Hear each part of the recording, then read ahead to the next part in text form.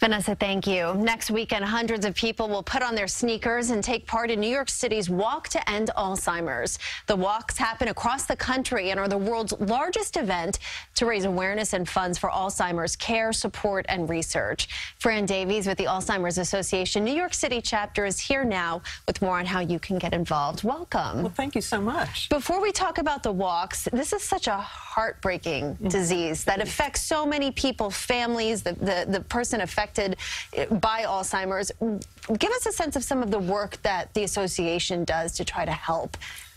Well, the main thing the association tries to do is let people know that they're not alone. So many times people suffer from stigma, they are embarrassed, they don't understand what's going on, because this is not normal signs of aging, that Alzheimer's symptoms.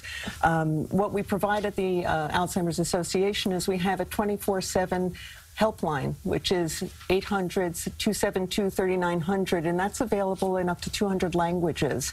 So people who have questions about the behavior of a loved one or, how they might be feeling can call at any time for advice from these professionally staffed people that we have answering the phones there.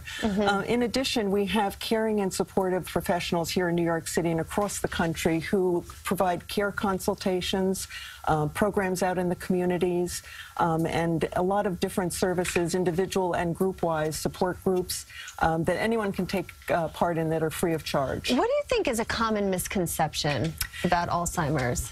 I think a common misconception is that Alzheimer's is a normal part of aging, and it is not. If people are having compromises in terms of their thinking, in terms of their planning, in terms of their mood, of their behavior changes, where people are actually having difficulty with the normal issues of daily life, preparing a meal, paying their bills, wandering in the neighborhood. These are things that they should get checked out and maybe see a doctor. Let's talk about the big event next weekend. What do people need to know about it?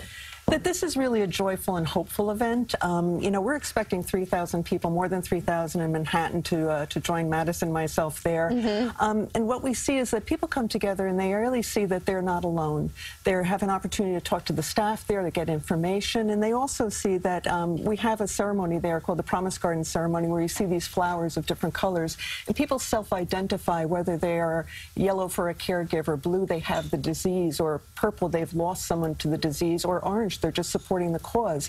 The people there who have those flowers, they self-identify, they see the bond, and it's a really very uplifting, hopeful event. And the money raised goes towards research? Goes towards research and the care and support programs we have here in New York City and all across the country. Fran, thank you so much for being here. We appreciate it. And the New York City Walk to End Alzheimer's is next Saturday, the 28th at South Street Seaport, Pier 17. Registration is at 8:30 a.m., not too late to sign up, with the walk starting at 10:15. And there's also a walk in Brooklyn. That one's on November 4th at the Kingsborough Community College. Registration is at 8:30 with the walk starting at 10 o'clock. And we have all this information posted on our website, cbsnewyork.com.